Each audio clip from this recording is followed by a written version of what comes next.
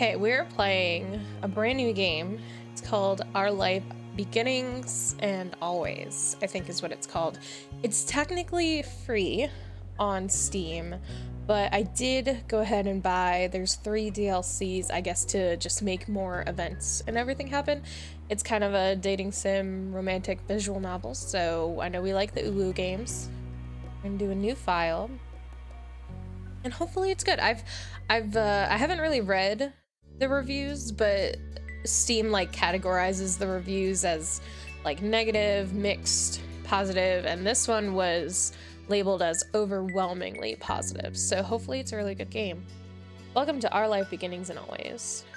There are various ways you can customize and interact with the game. This tutorial is an overview of how certain features work. You can read the full tutorial from the main menu to learn about everything in detail. To start off, the game is divided into 3 time periods called steps. Step 1, childhood. Step 2, adolescence. Step 3, teenaged. Isn't adolescence and teenage like the same thing? But anyway. Our life is further divided into sets of vignettes and take place during specific periods of time. Those are called moments. Moments can be played in any order or skipped entirely. You move on to the next step whenever you want by selecting that summer's as ending. Step 1 through 3 include 5 moments each, and even more can be unlocked by purchasing DLCs. Some are out now, and other DLCs will release later on. A lot happens over the years that go by, especially in regard to the character you play as. You determine nearly everything about the main character: name, appearance, personality, pronouns, interests, skills, their relationship with major characters, and so on. You can decide to change the details as time goes on, with a few exceptions. Your last name, skin tone, and eye color can't be altered once set. Much of the MC's basic traits are determined on a character creation screen. As the MC grows up, more options become available on the screen. As mentioned, one of the decisions you'll get to make for your character is selecting a name. You can type in any name you like, or you can pick a preset name. Preset options are called voiced names because the name will be voiced aloud by the romantic lead. You'll get to hear him say your name as you play through the story. Only the default name, Jamie, is included in the base game. Hundreds more can be added by getting the free voice name expansion DLC. The full collection of names is separated out as a DLC because of how large it is. If you're not interested in that feature, you don't need to get it. Each name in the DLC belongs to or was selected by someone who supported this project. On the character creation screen, there's a cute doll you can decorate and to get an idea of what your MC looks like with the different traits put together. Not all the things you decide about the MC appear on the doll. The script referencing what you've decided for the MC is the main way those decisions influence the game. Our life has a first-person perspective, so your character doesn't appear next to the other character sprites. You only see the MC as the decorative doll and in special cut-in CG images. The cut-in CGs only appear if certain choices are made. It's possible not to see any during a playthrough. There's also a second type of special MC-based screen, the interest comfort screen. Unless you get DLCs, the game has one love interest, Cove Holden. He grows up with the MC, and the interest comfort screen is crucial for determining how that plays out. Interest level sets how much you like him. There are 4 levels: disinterest, fond, crush, and love. Love is only available starting in step 3, and if you were at fond or crush in step 2. Comfort determines how you generally react and think. When it comes to him, there are 3 levels: nervous, relaxed, and direct. Your level of interest and comfort will set the type of dynamic your character has with the love interest. What you did in the past will influence the present, and feelings can change over time. You get to pick your interest comfort near the beginning of every step. Comfort can switch between the 3 levels as you please. Your interest level can only stay the same or increase. Your current level of interest will become the new lowest option on the screen in the future. For example, if you decide to be fond in step 1, this interest will not be available on the screen in step 2 and 3, which will make fond the bottom level option for your relationship. Interest level has an impact when it comes to physically interacting with Cove. While growing up, things are rather simple. If you get along with one another and have a close relationship, you can choose to touch him, and Cove will occasionally interact with the MC in lighthearted or comforting ways. But starting in step 3, touching can become more romantic or suggested if you're at crush or love. To make sure things go nicely with that, there will be an extra choice to determine initiate level, and a bonus mini tutorial that goes along with the choice to explain the feature in more detail. Basically, even if you decide to like Cove, the game won't force you to act on those feelings. You can always choose not to get together with him, choose to Choose not to accept or give romantic gestures, etc. If you do decide to date Cove, though, you can't break up with him later. Interest comfort gets the basics down, but it's the choices that appear throughout the normal game events that decide what actually happens between the MC and Cove. And it isn't only the MC who is impacted by your decisions. Cove grows and changes over the years. How he's treated and what he experiences helps shape who he becomes. In step 2 and 3, Cove's personality, appearance, and interests will always be based on what happened in the previous step. It's something of a mystery exactly how your decisions end up changing him. You can try to guess as you go along, or if you prefer, you can also just design your own ideal Cove directly using the Cove Creator option that pops up at the beginning of the steps 2 and 3. Making the choices you want is always more important than making a choice because you feel like you have to in order to get a certain result. When a choice does appear, usually you'll see that hovering the cursor over an option shows a certain color, yellow, blue, or green. The colors aren't related to specific points or effects, they're only there to give a bit of insight on the tone, emotion of the choice, since text alone can potentially be read in more than one way. Blue tends to be casual and straightforward, yellow is more emotive and reactive, and green is certain and uncommitted. Though there are hundreds of options in our life and not every choice menu falls in line with that pattern. Picking just one color every time doesn't give a gameplay benefit, only stick to a certain type if that's what you happen to like, though I switch between them freely. Always pick yellow, never pick yellow, pursue romance right from the start, never romance the love interest, be disagreeable or admirable, none of them will lead to a bad ending. You're welcome to enjoy the events and shape the story without reservation, and then if you like you can play again and try something new. There's only ever more good content to discover. We hope you'll have a nice time with our life. Thank you for playing. Okay. So I did see that like voice DLC, which yes, it is free. So I'm gonna be right back and I'm gonna go get that because I wouldn't mind going with a base game name that's gonna be said out loud. So I will be right back. Okay, we're back and hopefully that DLC is now in the game. Would you like gameplay explanation sections to appear? Sure. Okay, skip. Let's skip this for now. Okay, so now we're back here. So now we can design. Let's go square.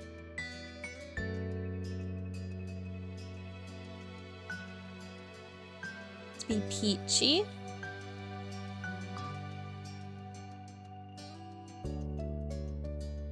Ooh, lots of different customization. I kind of liked the original, I don't know. Yeah, like these ones. Kind of like those. Nice and big. I feel like black makes the most sense, like it looks like a people.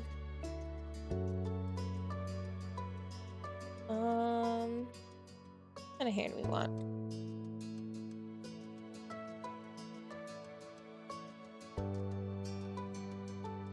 Oh.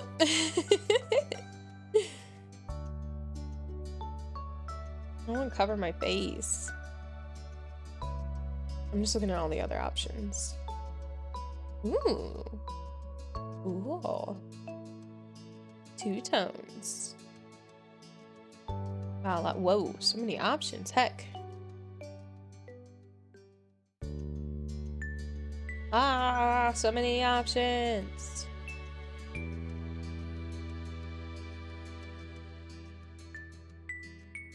I kind of like that one.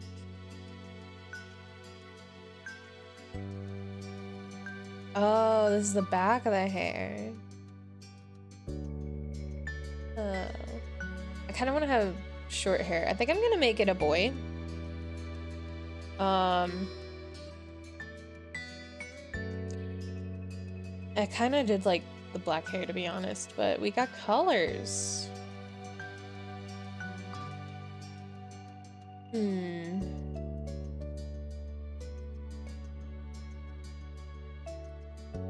I think I like the black hair. Okay, so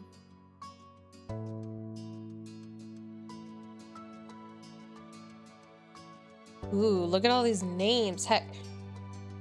Whoa. So, let's see.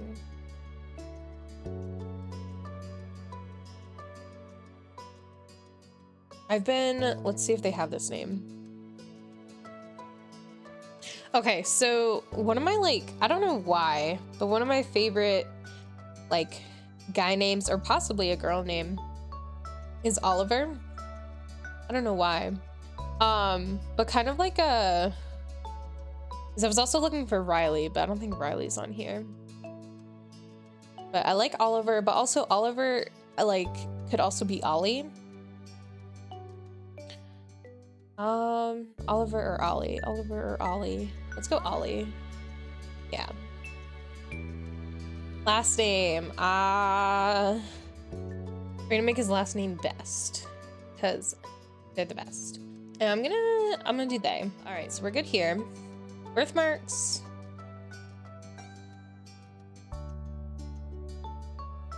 I don't know what birthmark that is because I can't see it. I'm assuming this is probably something on the forehead. We'll do that one. Rosy cheeks? Nah. Freckles. Nah. Hand size? Chubby, medium. Slender hands.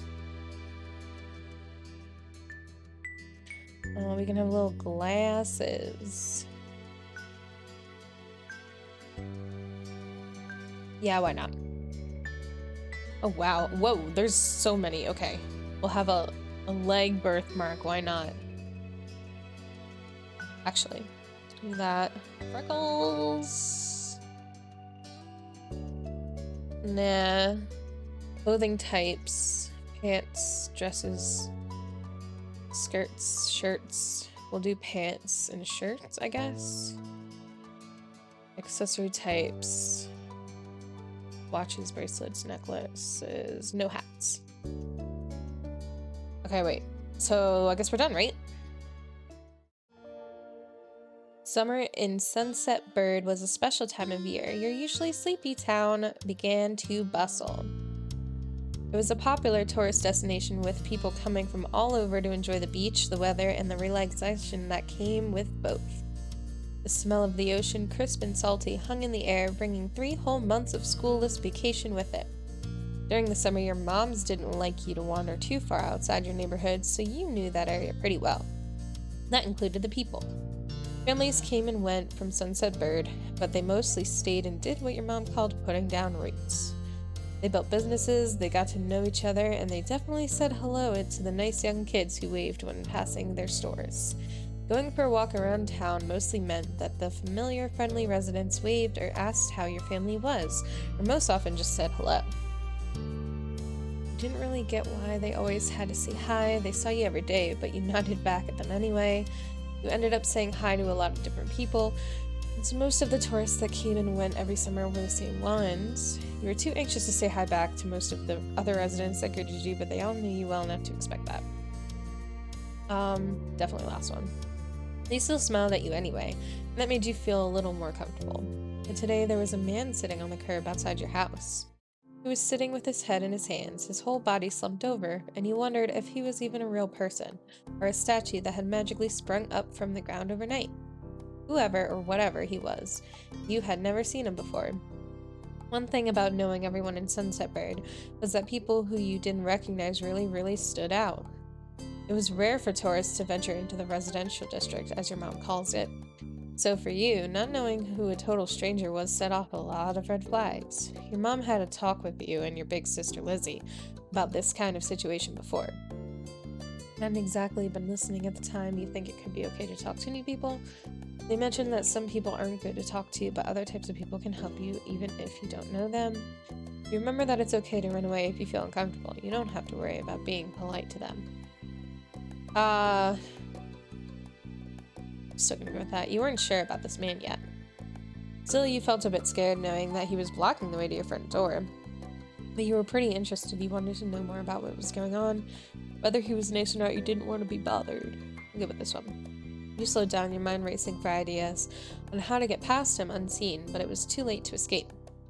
It was a split second where your eyes met and you took in a shaky breath, your eyes darting to the sky, pretending to stare at a bird who was hovering nearby. Hey! His voice startled you and made you jump, but you still didn't look at him. The bird landed on top of a nearby gatepost, and its black feathers ruffled against the gentle breeze. But trying to keep your eyes on it was tough, especially when the man stood up and started to make his way towards you. Not wanting to seem too approachable, you folded your arms and stared. Still unsure about him, but willing to be friendly, you offered the stranger a smile. Your whole body was frozen in place as he approached. I'll go with that one.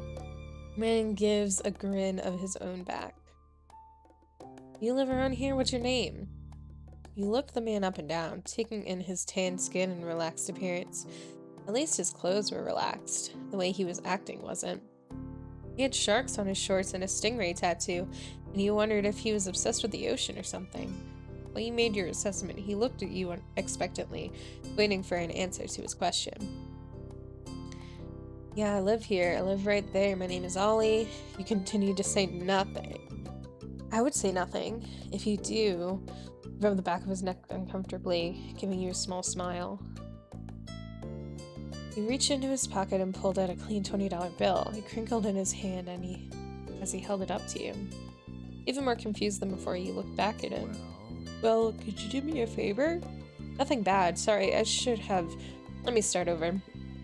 He cleared his throat and stood up straighter. From where you were standing, it just made him look creepier. I have a son. His name is Cove, who's about your age. Oh, that seemed like a strange name for an actual living person to you. You chewed on the inside of your cheek. This guy was definitely obsessed with water. He thought that was pretty cool. Seems like an odd name. Definitely the kind of name someone like this guy would give their kid. Cove's dad. We moved in across the street, see? He gestured toward the house that had been empty for a year, his watch catching the late afternoon sunlight and reflecting off the walls. The gigantic for sale sign was finally gone. You must be Ollie Best, right? I met your moms earlier, and they told me you were 8, just like him, so... He shook the $20 bill to bring it back to your attention, a hopeful smile tilting his lips at the corners. Can you try to be friends with the boy? Just give it a chance and you can keep this. He's a good kid. You'll like him. But you gotta keep it a secret too, okay? It wouldn't be friendly to say his dad sent you, or that he bought you. You eyed the man. You kind of felt sorry for Cove. Did other kids really get their parents to pay for friendships? I feel sorry for Cove. This definitely wasn't the normal way kids made friends. You knew that. What do you say? Want to make a deal? You took the bill. You didn't want the money. You ran away. I'm gonna take the bill. Not necessarily because, like, I want someone to pay me to be their friend, but mostly because I feel like this 20 bucks might come in handy later. You carefully plucked the bill from his outstretched hand, grinning at the thought of what you could do with that much cash. All the sweets you could want. You could buy a ticket for the newest movie, cute stuffed animal you had seen in store, plus a few dollars to set up a library card. With this, you could pay for yourself instead of having your moms do it. Weren't even sure yet. The sky was the limit with that kind of amount. The man smiled at you, his eyes crinkling at the sides as he did. Great, that's great. I'll bring him by tomorrow. I wanted him to meet and greet with the neighbors today, but, well, I don't know where he's gotten off to. You laughed when he said that, but with the way his face looked, you thought he actually wanted to cry. If you see him, can you tell him to come home? He's got a pink cast and glasses. You can't miss it. Sure thing. I can try. You nodded, not totally certain that you'd find Cove, but willing to look. The man smiled and reached out to pat you on the head. Paused before doing so, then pulled his hand away instead. Your moms are already checking around for me. Such a thoughtful group you are. Now I better go look too. Can't put everyone else to work while I keep sitting here. I thought he might come back, and that's not what's important. I have to go. Thanks again, Ollie, so much. He jogged off down the street without another word. You decided to check the hills behind your house. Oh, it's like nighttime now, though. Step 1, first sight. The chirping of crickets in the tall grass greeted you, quiet and familiar. From the top of the hill, you could see the ocean. As you walked, you listened to the crash of the waves on the shore, and the seagulls squawking as they settled down for the night. I always loved the ocean. It was so much fun. You loved to hear stories about the sea, about the merfolk and sea serpents you imagined living far beneath the waves. Didn't enjoy the beach all that much, especially the sand that got absolutely everywhere. I'm gonna do the stories. Sometimes you could almost convince yourself you had seen the flash of a shiny mermaid's tail in the distance. You took in a deep breath but wanted to try and relax and couldn't. You weren't sure what, but something told you that you weren't alone, so you glanced around. There was a boy sitting at the top of one hill.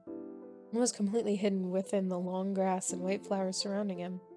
His head was buried in his knees, staring ahead by himself. For whatever reason, probably just that he wasn't paying attention, he hadn't noticed you yet. You watched him a minute longer, feeling a little bit like you'd found a deer in the wild. Though deer didn't have pink casts. But this new boy did. You wondered how he got it.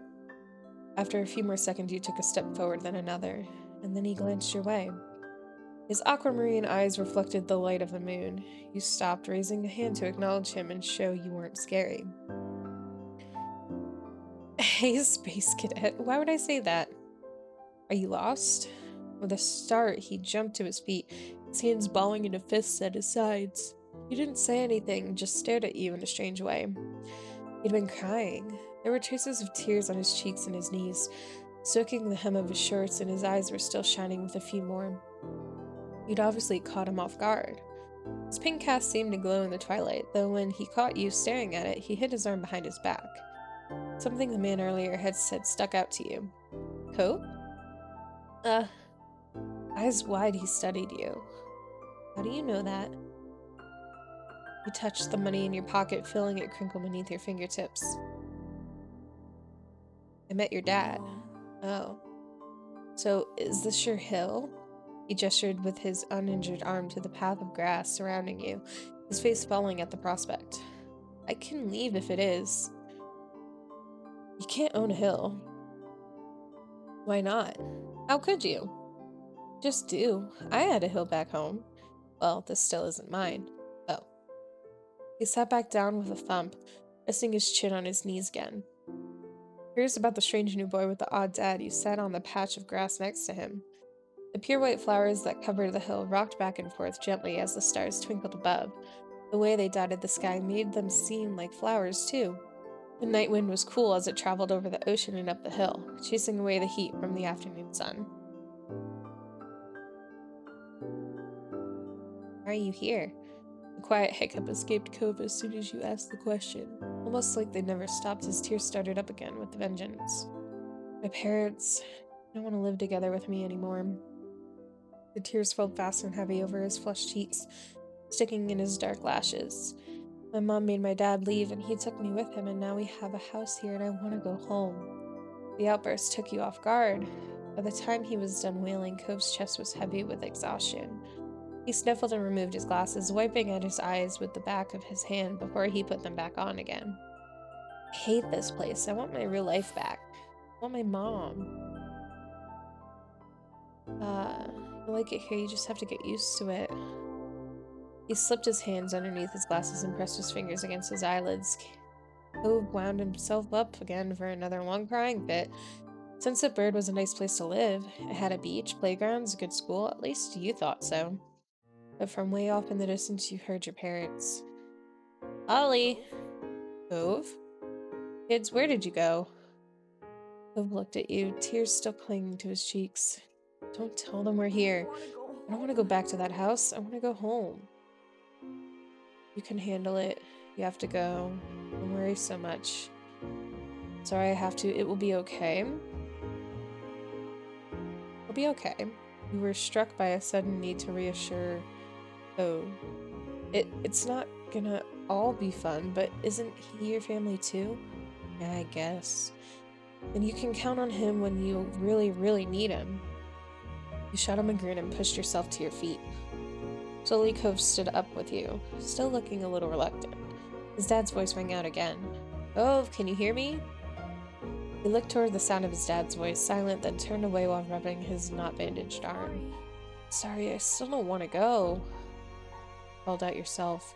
You waited silently with him. You tried to convince him. Wait silently. Yeah, I get it.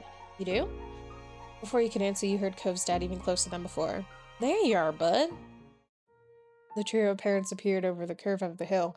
Instantly, all their eyes landed on you, and they rushed over. Both of your moms were at your side in a split second, faces filled with worry. Ollie, you're here after all. We had been at the park to check for Cove, and then heard what happened earlier when you met the new neighbor. I thought you might have gone off further away. No, we were just sitting in the grass. Why is everybody acting like this is such a big thing? We're okay, don't worry. Cove didn't want to go home just yet. We were sitting in the grass. Thank God you're both fine. Were you two having fun out here? I looked over at Cove, who was wiggling against his dad's tight hug and pushing at his arms. He shrugged. Yeah, I like him. He's good. I think I'm gonna marry him. What? I'm not gonna say that, like, at least not yet. He's new here, it was okay. Finally letting go of his squirming, scowling son, Cove's dad turned to the three of you. Thanks very much for finding him. Really don't know this neighborhood. Good thing Ollie knows this whole area so well. Absolutely, we should be getting home now. It's been a long day for us. Say goodbye, Cove. Bye. The two of them walked off into the darkness. Heading towards the neighborhood, you watched Cove's bright pink cast until it disappeared. Tell you what, we'll have a proper playdate tomorrow, okay? Your new friend's dad wanted to bring him by to see you and Lizzie. How does that sound? Sure, can I show him my stuff?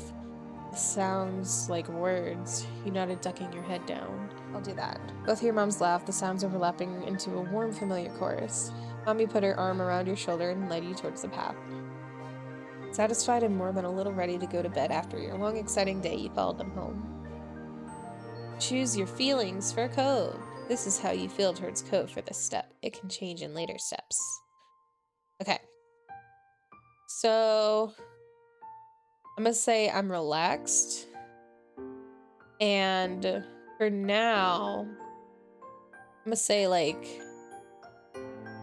fond of him. He's pretty good. You won't be able to change it again until step 2. Okay. At the breakfast table the next morning, you finished your food faster than usual. Your sister Lizzie had run out earlier to go play, but you'd stay put. Today, just like your mom had promised, Cove was coming over to hang out. Excited to see your new friend again, Ollie? Yeah, I am. How sweet. How sweet, I'm so happy he moved in. With that said, are you done with your breakfast? Bowl was entirely empty, so you nodded. Yeah. With all exasperation an 8-year-old can muster, you looked at your empty cereal bowl, then at Mom. Okay, attitude kid, we see. Good job, he should be here soon. Cleanup began, and then on cue, there was a knock. It was hesitant, like the person wasn't sure they were at the right place. Still loud, though. I need to get a more obvious doorbell. I know. Ollie, could you get it? Wiggling out of your chair without really pushing it back, you made your way to the door. Hey, best family. We're the best family. Thanks for having us. Mr. Holden, as your moms have called him, and his son were here. Cove looked different in the bright lighting, not lightning, oh my god, what if my living room had lightning? Bright lighting of your living room, and when he wasn't crying. With his dad standing in front of him and Mom and Mommy behind you, you and Cove looked at each other. Pleased to see your new friend again, you smiled at Cove. You smiled back with some hesitation. Twisted the threaded bracelet on your wrist, twisted the crystal bead bracelet on your wrist, flower bead bracelet on your wrist, shell bracelet on your wrist.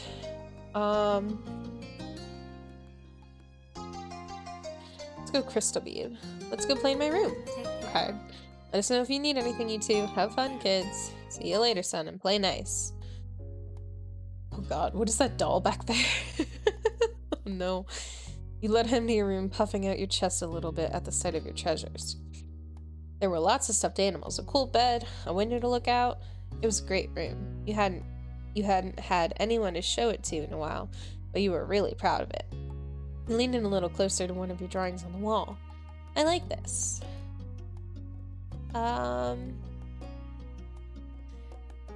Thank you. You're welcome. You smiled at him. You were proud of that particular piece of art, and you were glad he noticed it. You turned to look around the room, a little more, studying the books on your desk and the pictures on the walls. Started to feel a little nervous. You felt the atmosphere was kind of awkward. You were glad for the company. You hoped you liked your room. He wanted to say something but didn't know what, so you let him keep looking. Then his eyes landed on the tiny box of beach things you'd collected, tucked away by your door. He took a step towards it before hesitating and pointing at it instead. What's that? A hoard of stuff I found on the beach.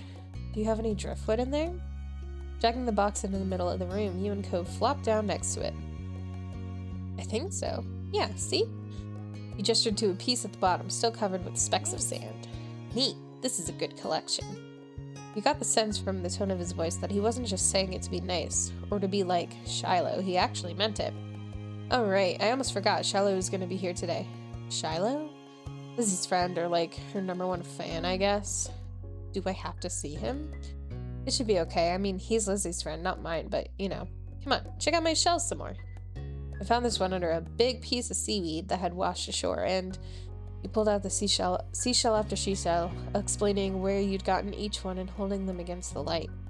There were big ones, small ones, pink, purple, and orange. Most of them you washed off in the bathroom sink when you brought them home, cleaning off the sand. Over the past few years, you'd even learned some of their scientific names. The collection was so huge and varied that you had lots of funny stories to tell for all of them. Voice faltered a little bit, but you kept going as best you could. We'll do that one. We're a little nervous. You were really proud of your shell collection, and it made you happy that Cove was interested in it too. Apparently fascinated either by the stories or by the shells themselves, Cove listened with what looked like the full force of his attention. It was a new experience to be the center of such dedicated focus. But Cove hadn't been mean to you, so you didn't mind. You smiled at him every now and then while showing him your collection. Kids, come down to the living room. You could tell the idea was making him unhappy, but Mommy wasn't giving you much of a chance to hang around. Cove hadn't been like this meeting you. You guessed it was because he thinks you found each other by accident, not that a parent made it happen. Mr. Holden must be right that telling Cove his dad was part of that would be a bad idea. Before you knew it, you'd both been escorted downstairs and deposited in the living room ready for Shiloh's visit. The two of you sat side by side on the floor of your home's entryway. I brought the box of shells, so I want to keep looking at them. So Cove said that? I said great. Bust it open. We can keep looking while we wait for Shiloh. Cove reached in and pulled out a big orange shell. Oh. Like he hadn't spoken aloud yet, he turned to you and held it up, his eyes shining. I think this one is the best of them. You can take it. I like a different one best. I can show it to you. That's my favorite too. Cove smiled at you and you both admired the shell together. It was a giant conch with shades of dark and light orange. If you held it to your ear, you could practically hear the ocean. I found that one last summer when we went to the beach on a picnic. The two of you were still sitting on the floor looking through your collection of beach findings when the doorbell finally rang. Cove jumped, startled by the sound. Since the person hadn't knocked, he figured it was probably Shiloh. He knew where to look for that. Lizzie's friend? He nodded, but that didn't seem to make Cove feel better. It was already obvious that Cove didn't hide his feelings well. You could tell that he was thinking what he was thinking right away. This isn't a good idea. You'll be alright. He's here. We can't tell him to leave. He's at our only door, and if you go upstairs, he'll find you. Cove glanced around the room, his eyes wide, and finally paused with his gaze locked onto the back of the house. I can go out the window. He was already walking towards it. Scrambling to think of something to say, you stepped forward and then paused. You want to break your other arm? Shiloh's the least scary person alive. Cheer up, Shiloh's gonna like you. Don't get hurt. I'll come with you. Good idea, let's go.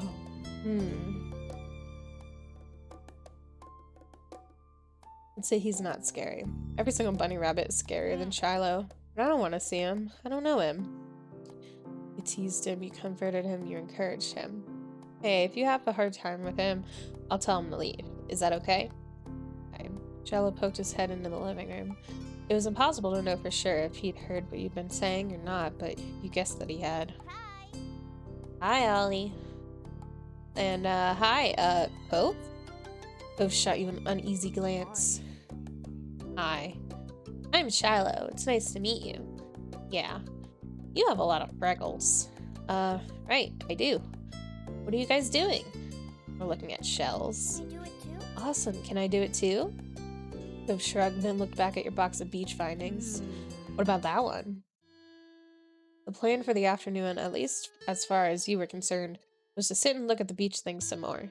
You weren't really in the mood to do much of anything else, especially if Cove was having fun. Hey, check out this scallop shell I found. Cool, right? It's a pretty color, kind of like my cast. The beautiful glittering pink did look a little bit like the wrap around his arm. Pink is a nice color. Okay. Is it your favorite? Oh, really? What is? Maybe green or blue? Might be yellow. Oh, those are all cool. I guess. I like those colors too. There are better colors. Not sure how to deal with the suddenly more awkward silence. You look back at your shells. I like those colors too. Awesome. Both of them smiled. Like usual, it didn't take long for Shiloh to get fidgety. Lizzie was his favorite. Without her around, Shiloh didn't seem to know what to do with himself. And Cove wasn't like your sister. He wasn't that much like you either. Is Lizzie coming back? Don't know. Aw. Where'd she go? I think she's at the beach, probably. Is she playing at her park? Cove's eyes lit up at the mention of the park, and he looked towards you. There's a park? Yeah, but it's old. Can you show me? I want to go. He started getting up before you had even answered, and Shiloh jumped up beside him in excitement. Really? You do too, right, Ollie? The park is fun. Park is pretty great. Yeah, it's right at the beach, so there's lots of stuff to do and lots of sand. It has a jungle gym and a bunch of swings. That sounds like it could be cool. So are we gonna go find Lizzie?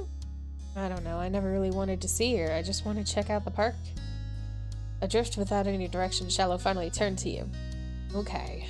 We packed up, both boys wanted to go. It was only fair. After getting permission from your moms, the three of you were ready to head out. It was a short walk to the park. Lizzie had convinced your moms that it was so short she could always be allowed to walk there by herself. When you found her, she was hanging on the jungle gym, swinging back and forth. Hey, Lizzie. Her face lit up when she saw you, her big brown eyes going wide. Ollie, Shiloh. Hi. She dropped to the ground and landed with a soft thud in the sand. In a split second, Shiloh had abandoned you two and scrambled over to the sand by her. You were used to being left out when it was just the three of you, but now Cove was here. You wondered if he would leave too. Who's that? It's Cove. He's new. I remember. Hi, Cove. Welcome to my park. Nobody ever comes to play here, so this is where we get together. She gestured wildly with her arms as if to present the area to the newcomer. Without interrupting Lizzie's speech, Cove whispered in your ear quiet enough that the others wouldn't overhear. I thought kids couldn't own places like parks or hills. You couldn't help but laugh a tiny bit. While Lizzie continued talking, you took the chance to kick off your shoes and wriggle your toes through the warm sand. Nice, huh? In this neighborhood, I'm the one who comes up with the ideas.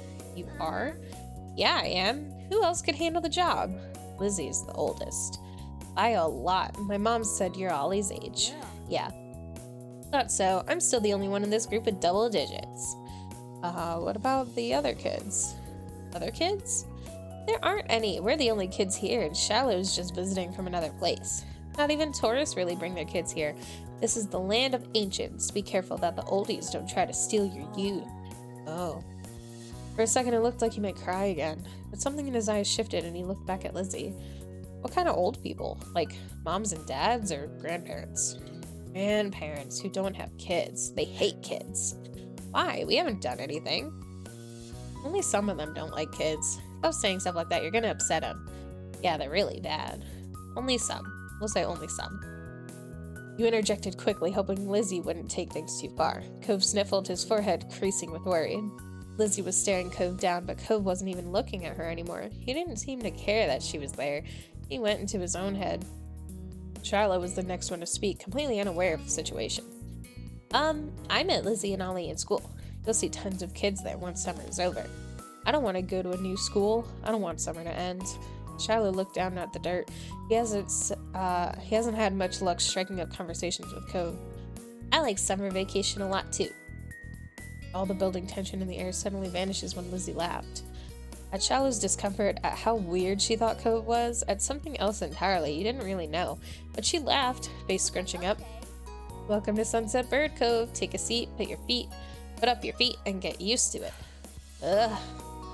You offered him a small smile, and that at least looked to reassure him some. The rest of the summer, Cove was always there. You saw him more than often than Shiloh, and on some days when she was in a bad mood or busy, you even saw him more than Lizzie. It became a staple of your everyday life, the way sun and lunch and the beach were.